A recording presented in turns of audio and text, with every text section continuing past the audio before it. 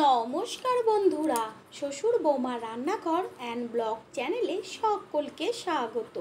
আশা করি আপনারা সকলে ভালো আছেন। আজকে আমি বেলের শরবত করে দেখাবো একদম সহজ পদ্ধতিতে, যেটা নাকি অল্প সময়ে খুব টেস্টি শরবত তৈরি হবে আর শরীর একদম প্রচণ্ড গরমে ঠান্ডা হয়ে যাবে। বেল খুবই উপকারী একটা ফল। বেলের অনেক গুণাগুণ আছে, সকলেই কম বেশি জেনে থাকেন। বেলে কিন্তু সবথেকে বেশি কোষ্ঠকাঠিন্য কমাতে সাহায্য করে, আলসার উপশম করে, ডায়াবেটিস কমায়।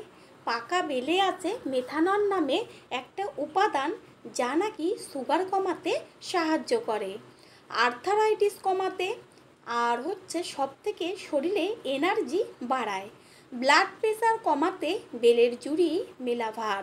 ক্যান্সার প্রতিরোধক হিসাবেও কিন্তু বেল অনেক কাজ করে। তাহলে আমি কি করে বেলের শরবত তৈরি করব সেটা দেখে নেওয়া যাক। এইখানে প্রথমে আমি একটা বেল নিয়েছি। বেলটা কিন্তু অতটা বোঝা যাচ্ছে না, প্রচণ্ডই বড়। বেলটাকে প্রথমে ভালো করে জল দিয়ে ধুয়ে নিয়েছি। এবার বেলটা ফাটিয়ে দেখাবো।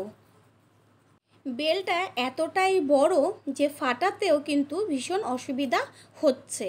মোটামুটি মিডিয়াম সাইজের 3টে বেলের সাইজ কিন্তু ওই একটা বেল, বড় বাতাবি লেবুর মতন বেলটা। এবার বেলটা ফাটিয়ে নেওয়া হয়ে গেল।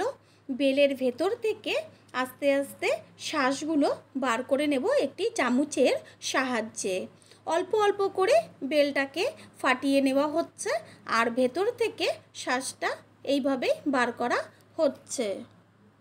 বেলের শরবত তৈরি করার জন্য একটু বড় সাইজের একটা পাত্র নিয়েছি আর পাত্রের মধ্যে বেলের শাঁসগুলোকে রাখা হচ্ছে। পুরো শাঁসটা যখন বেলের থেকে বার করা হবে, দেখতে পাবেন যে কতটা শাঁস একটা বেলের থেকে বের হয়েছে। সম্পূর্ণ বেলের থেকে শাঁস চামচের সাহায্যে বের করে নেওয়া হলো। দেখাই যাচ্ছে যে কতখানি বেলের শাঁস বেরিয়েছে। এবার এর মধ্যে দিয়ে দেব ঠান্ডা জল। জলের পরিমাণও একটু বেশি দিতে হবে বেলের পরিমাণ অনুযায়ী। এবার বেলের শাঁসটা জলের সাথে ভালো করে চটকে নেব আর ভেতরে যে বেলের যে বীজগুলো থাকে বা আঁশ থাকে, সেগুলো কিন্তু হাত দিয়ে যখন বেলটা চিপা হবে জলের সাথে, তখনই কিন্তু বেরিয়ে আসবে। আর বেলটা এতটাই ভালো যে বেশি কিন্তু একদমই বীজও নেই বেলের ভেতর, আর আঁশও অতটা নেই। এবার আস্তে আস্তে পুরো জলের সাথে বেলটাকে মিশিয়ে চটকে নেব। ঠিক এইভাবেই কিন্তু হাতের সাহায্যে চিপে চিপে আঁশগুলোকে বের করে নিতে হয়। আপনারা চাইলে জলের পরিবর্তে দুধ দিয়েও কিন্তু বেলের শরবত তৈরি করতে পারেন, এটা অপশনাল।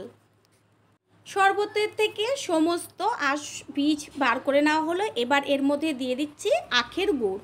আখের গুড় কিন্তু ভীষণ উপকারী, আর বেলের শরবত যদি আখের গুড় দিয়ে খাওয়া হয় তাহলে কিন্তু খুব ভালো। এখানে আপনারা চিনিও ব্যবহার করতে পারেন, তবে আমি সবসময় আখের গুড়ই ব্যবহার করি।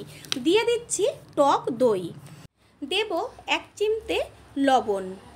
আর যেহেতু গরমের সময়ই বছরে একবারই বেল পাওয়া যায়, সেই কারণে দুধের পরিবর্তে যদি টক দই দিয়ে বেলের শরবতটা করা হয় তাহলে কিন্তু পেটও ভীষণ ঠান্ডা থাকে আর খেতেও খুব টেস্টি হয়। ঠিক এইভাবে দইটা শরবতের সাথে মিশিয়ে নিতে হবে। আর দই কিন্তু আগে ফ্যাটানোর কোনো প্রয়োজন নেই। একটু দানা দানা যদি শরবতের মধ্যে থাকে, মুখে যখন শরবতটা খাওয়া হবে তখন টক দইয়ের দানাটা মুখে পড়লে ভীষণ ভালো লাগে। বেলের শরবত তৈরি হয়ে গেল। এবার গ্লাসে সার্ভ করে দেব। প্রতিদিন যদি এই প্রচণ্ড গরমের সময় টক দই আর আখের গুড় দিয়ে বেলের শরবত খাওয়া হয় তাহলে কিন্তু শরীরের পক্ষে অনেক উপকারী একটা শরবত। কারণ আখের গুড় আর টক দইয়ের উপকারিতা সকলেই জানে। তৈরি হয়ে গেল আজকের রেসিপি ঠান্ডা ঠান্ডা বেলের শরবত। এখানে ওপরে দিয়ে দিচ্ছি একটু বরফ, কেউ চাইলে স্কিপও করতে পারেন। আজকে আমার বেলের শরবত রেসিপিটি কেমন লাগলো একটা লাইক, কমেন্ট ও একটা শেয়ার করে অবশ্যই জানাবেন।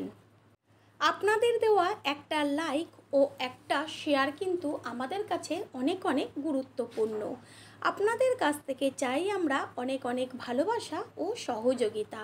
All friend, thanks for watching my video. আপনারা সকলে ভালো থাকবেন, সুস্থ থাকবেন। আবারও দেখা হবে অন্য কোনো রেসিপির এপিসোডে।